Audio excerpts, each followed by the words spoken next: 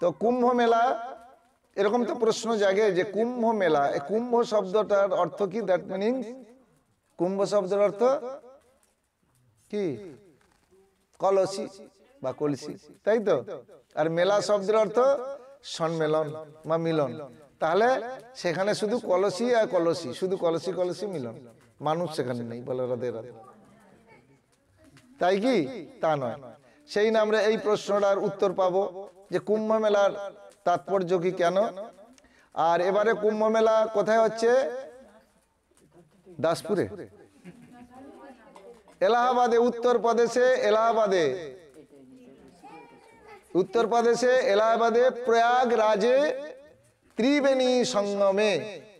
উত্তরপ্রদেশে এলাহাবাদে প্রয়াগরাজে ত্রিবেণী সঙ্গমে কি হচ্ছে? এগুলো শুনলেও মনে করলেও মঙ্গল। কি হচ্ছে? মহাকুম্ভ মেলা। এই প্রশ্নের উত্তর পাবে কেন মহাকুম্ভ মেলা হলো। অর্ধ কুম্ভ মেলা হয় 6 বৎসর ছাড়া, পূর্ণ কুম্ভ মেলা হয় 12 বৎসর ছাড়া। আর মহাকুম্ভ কেন না, এই বৎসর যে তিথি নক্ষত্রের যোগ, এই শুভ যোগ, এটা 144 বৎসর পরে এই যোগ পাওয়া গেছে। বলো রাধে রাধে। হ্যাঁ, জ্যোতিষী শাস্ত্র অনুযায়ী 144 বৎসর পরে এমন একটা শুভ যোগ এসেছে, সেই জন্য এটাকে অর্ধকুম্ভ নয়, পূর্ণ কুম্ভ নয়, তদুপরি মহাকুম্ভ নামে পরিচিতি। তো এতগুলো প্রশ্নের উত্তর অতীব সংক্ষেপে আমরা শোনার চেষ্টা করব। কুম্ভ শব্দের অর্থ কলসি জানলাম। সেই কলসে কি ছিল? সেই কলসিতে ছিল সুধা বা অমৃত। 4 জায়গায় কুম্ভ মেলা হয়। এখন এবছর 25-এ যেটা হচ্ছে বললাম, উত্তরপ্রদেশে এলাহাবাদে প্রয়াগরাজে ত্রিবেণী সঙ্গমে। আর কোথায় হয়? হরিদ্রার গঙ্গার তীরে। আর কোথায় হয়? মধ্যপ্রদেশের উজ্জয়িনীতে হয়। মধ্যপ্রদেশে উজ্জয়িনীতে হয়। আর কোথায় হয়? মহারাষ্ট্রের নাসিকে গোদাবরীর তীরে। আর মধ্যপ্রদেশে উজ্জয়িনী শিপ্রা নদীর তীরে। এই 4 জায়গায় কুম্ভ মেলা হয় 12 বৎসর অন্তর, আর 6 বৎসর অন্তর হচ্ছে অর্ধকুম্ভ। স্বয়ং কশ্যপ মুনির হচ্ছে 13 জন স্ত্রী ছিল, দক্ষ রাজার কন্যা। 13 জনের মধ্যে প্রধানা ছিল দিতি, অদিতি আর কদ্রু আর বিনতা। দিতির গর্ভে হচ্ছে অসুররা,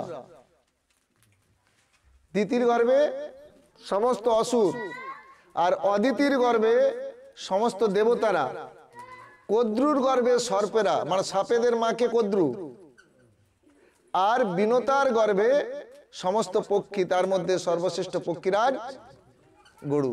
বলো রাধে রাধে।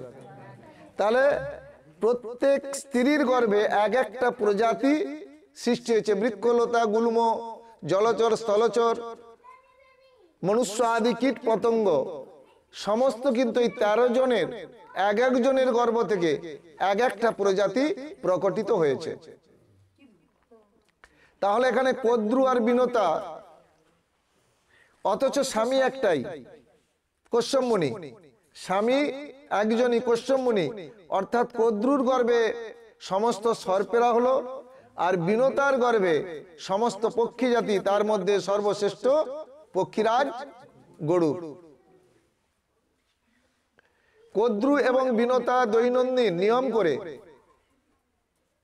গঙ্গাতে স্নান করতে যেতেন। একদিন দেখলেন সেই গঙ্গার তীরে দেবরাজ ইন্দ্র একটি শ্বেত শুভ্র ঘোড়ায় করে এসেছে। সেই ঘোড়াটিকে একটা জায়গায় রেখে উনি প্রাতঃভ্রমণ করছেন। প্রাতঃভ্রমণ বলতে বাংলা তো এখন আমরা জানি না, ইংরেজি জানি কিন্তু। বলো রাধে রাধে। অনেক কিছুর বাংলা জানি না, কিন্তু ইংরেজি জানি। মানে এখন মর্নিং ওয়ার্ক বলে, এখন প্রাতঃভ্রমণ এই কথাটা, ভাষাটা শুনেছি কিনা জানি না। বাংলা কি না প্রাতঃভ্রমণ, যেমন অনেকে এখন বাংলা তো বলতে ভালোবাসি না, কারণ ইনিয়ে বিনিয়ে ভুল ভাল করেও একটা ইংরেজি যদি না বলতে পারি তাহলে মান সম্মান মনে হয় আমার সব বিসর্জন হয়ে যাবে। বলো রাধে রাধে। যেমন এখন happy birthday to you, দেখবেন 99 জন সেটিকে ভালো করে বলতে পারে না, বানানো জানে না, এর অর্থও ঠিক জানে না, কিন্তু এটা বলতে হবে, নাহলে মান সম্মান যাবে না। এরকম এরকম বয়স্কা মায়ের আমি দেখেছি বাজার থেকে বেলুন কিনে নিয়ে আসছে। কি গো মা, বেলুন কি হবে? না, এই যে আমার নাতির আজকে বার্থডে, আমার বৌমা বলে দিল বেলুন কিনে নিয়ে যেতে। কি বললো? বার্থডে। মানে এরকম মায়েরাও বলতেছে নি আর যে আমার নাতির জন্মদিন। বলো রাধে রাধে। এদিকে হচ্ছে কিনা জানি না, আমাদের ওইদিকে মানে এখন আর কেউ বলে না যে আমার ছেলেটার বা নাতি নাতনির জন্মদিন, এখন শুধু ধরেছে বার্থডে, মানে বার্থডে বলতে পারে না, বার্থডে। বলো রাধে রাধে। তাই প্রাতঃ ভ্রমণ করছেন কে? ঘোড়াটি বেঁধে দিয়ে কে? দেবরাজ ইন্দ্র, দেবতাদের রাজা দেবরাজ ইন্দ্র। আর কদ্রু আর বিনতা গঙ্গায় স্নান করতে এসেছে। আর কদ্রু হচ্ছে বড় ছিল, বিনতা ছোট। আর কদ্রু সর্বসময় বিনতাকে হেনস্থা করত, অপদস্থ করত, অপমানিত করত, এবং কদ্রু বিনতার সঙ্গে সব সময় কিছু না কিছু নিয়ে ঝগড়া করত। কদ্রু তখন বলছে, বিনতা দেখ, ওই দেবরাজ ইন্দ্রের শ্বেত শুভ্র ঘোড়াটা সর্বাঙ্গ সাদা, কিন্তু লেজটা হচ্ছে কালো। বিনতা পারফেক্ট জানে যে না, ঘোড়ার আপাদ মস্তক, লেজটাও হচ্ছে সাদা। বিনতা বলছে, না দিদি, ঘোড়ার আপাদ মস্তক হচ্ছে সাদা, লেজটাও সাদা। এখন কিছু কিছু তার্কিক কুটিল কুর প্রকৃতির মেয়েরা থাকে, তারা যদি ওই মানে বলে ফেলে দিনকে রাত, তারা আর সত্যটাকে স্বীকার করতে চায় না। বলছে না না না না, আমি যখন বলেছি ওই ঘোড়ার লেজটা কালো, তখন বাড়ি চলে আসছে। বলে ঠিক আছে, কদ্রু বলছে যদি ঘোড়ার লেজটা কালো হয় তাহলে আমার কাছে তোকে দাসিত্ব করতে হবে সারা জীবন। আর যদি ঘোড়ার লেজটা সাদা হয়, আমি তোর দাসিত্ব করব সারা জীবন। দাসিত্ব মানে কি? চাকরানি। ঠিক আছে। তারপরের দিন সকালে গিয়ে স্নান করতে গিয়ে তবে তো প্রুভ হবে, মানে প্রমাণিত হবে। যারা কুটিল প্রকৃতির তারা দেখবেন একটা সন্দেহ জ্বরে জর্জরিত থাকে।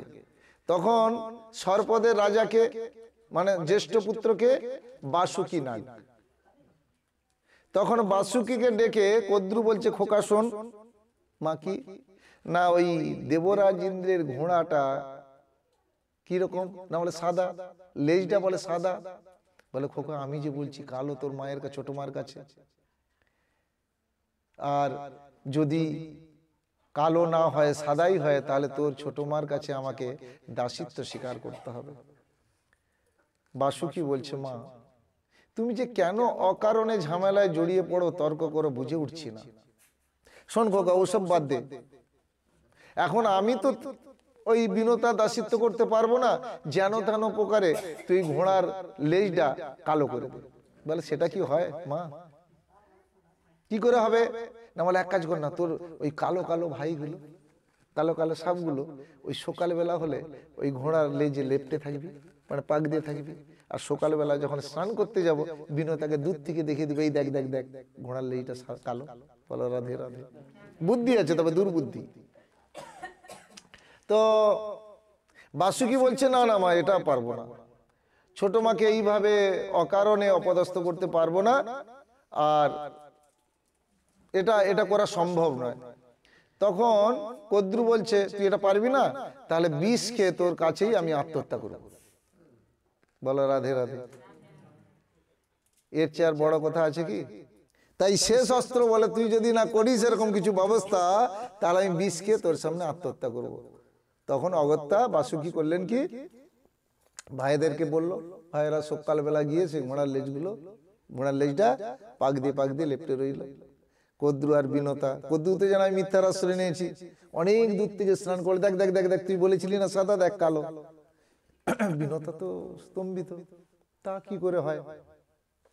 আর তো বেশি প্রমাণ, চল চল চল বাড়ি চল বাড়ি চল বাড়ি চল, মানে সামনে গেলে তো প্রমাণ হয়ে যাবে, বাড়ি চল বাড়ি চল বাড়ি চল, তুই এখন আমার দাসিত্ব। আর বিনোদ একটু সরল ছিল, তাকে বাড়িতে এনে এবার সারা জীবন দাসিত্ব, মানে বুঝতে পেরেছে তো, সমস্ত কিছু কাপড় কাচানো থেকে যা যা করণীয়, যা যা কর্ম, সমস্ত কিছু বিনোতাকে দিয়ে কদ্রু কাজটি করায়।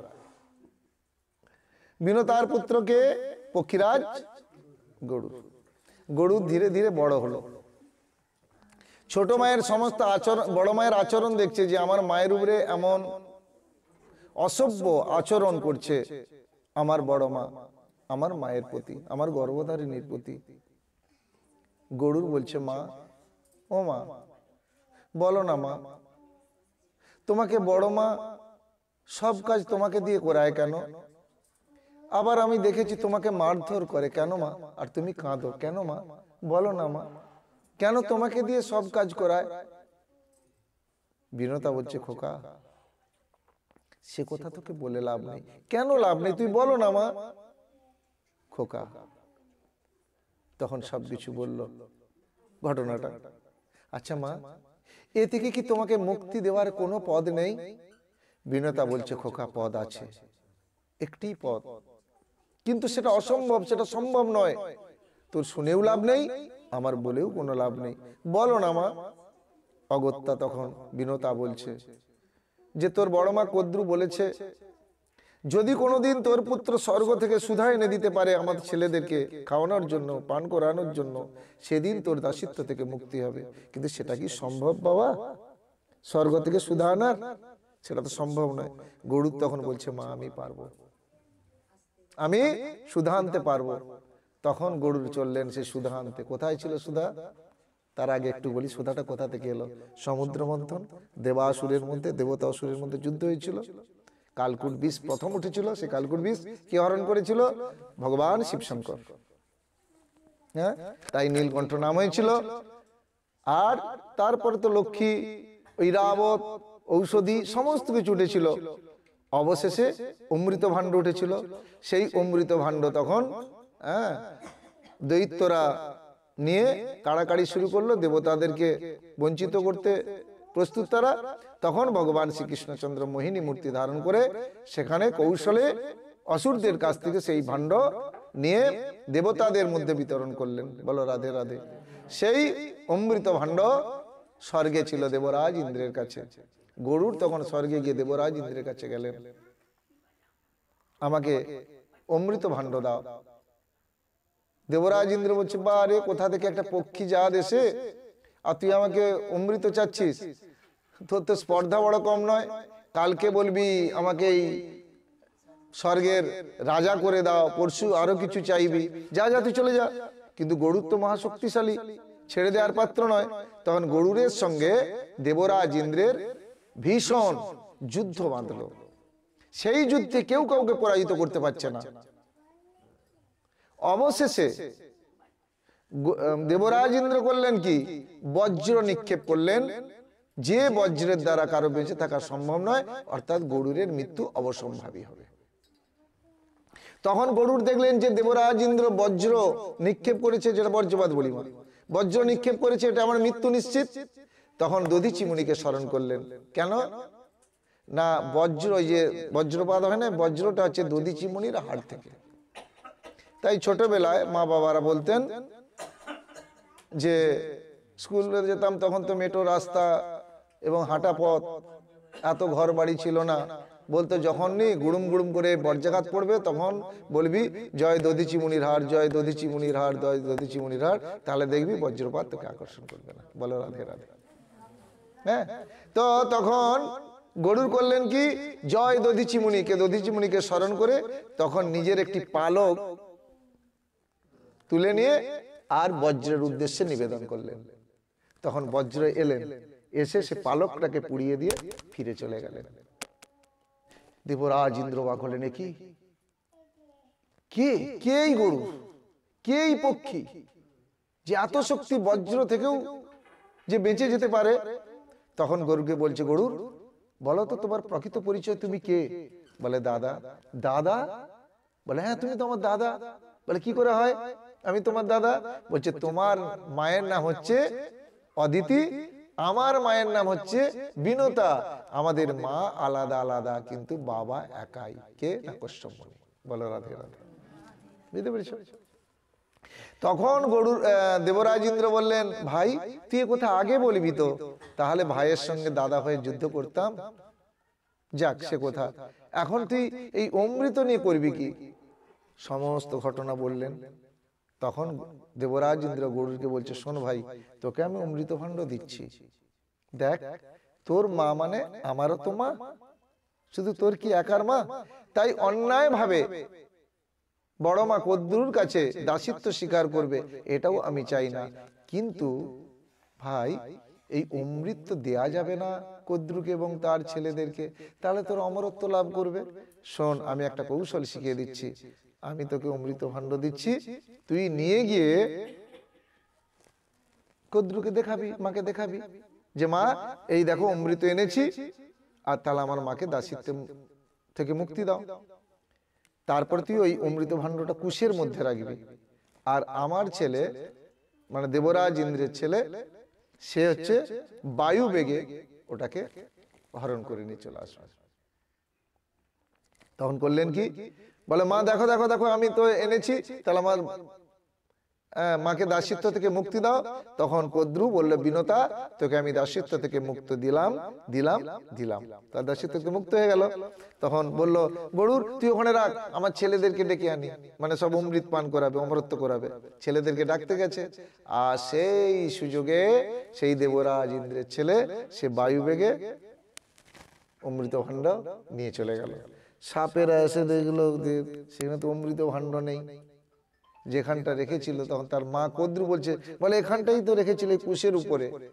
তখন সেই সাপেরা করলেন কি, বলে এখানে যখন রেখেছিল তখন যদি একটু দূর থাকে, তখন সে কুশের মধ্যে চাটতে শুরু করলো, আর জিভটা কেটে গেল। সেই থেকে দেখবে সাপের জিভটা চেরা। বলো রাধে রাধে। সাপের জিভ চেরা দেখবে, চুকচুক করে যখন বার করবে সাপের জিভ, ওখান থেকেই সাপের জিভ চেরা, দ্বিখণ্ডন। তো এইভাবে সেই অমৃত যখন গরুর স্বর্গ থেকে নিয়ে আসে, একবারে আসতে পারে, স্টেশন করতে হবে না, মানে বিশ্রাম নিতে হবে। তখন গরুর ওই অমৃত ভাণ্ড রেখেছিল বর্তমানে যে জায়গায় উত্তরপ্রদেশে এলাহাবাদে ত্রিবেণী সঙ্গমে, যেখানে মহাকুম্ভ হচ্ছে, ওই জায়গায় রেখেছিল। সেই জন্য ওই জায়গাটি পবিত্র ভূমিতে পরিণত হলো, পবিত্র তীর্থে পরিণত হলো। সেই জন্য ওখানে মহাকুম্ভ হয়, বা অর্ধকুম্ভ, পূর্ণকুম্ভ হয়। আর কোথায় রেখেছিল এই অমৃত ভাণ্ড? হরিদ্রার গঙ্গার তীরে। আর কোথায় রেখেছিল? মধ্যপ্রদেশে উজ্জয়িনী শিপ্রা নদীর তীরে। আর কোথায় রেখেছিল? অবশেষে রেখেছিল মহারাষ্ট্রের নাসিকে গোদাবরী নদীর তীরে। তাই এই চার জায়গা হচ্ছে পবিত্র ভূমি, আর এই চার জায়গায় হচ্ছে কুম্ভ মেলা হয়, ঘুরে ফিরে হয়। হ্যাঁ।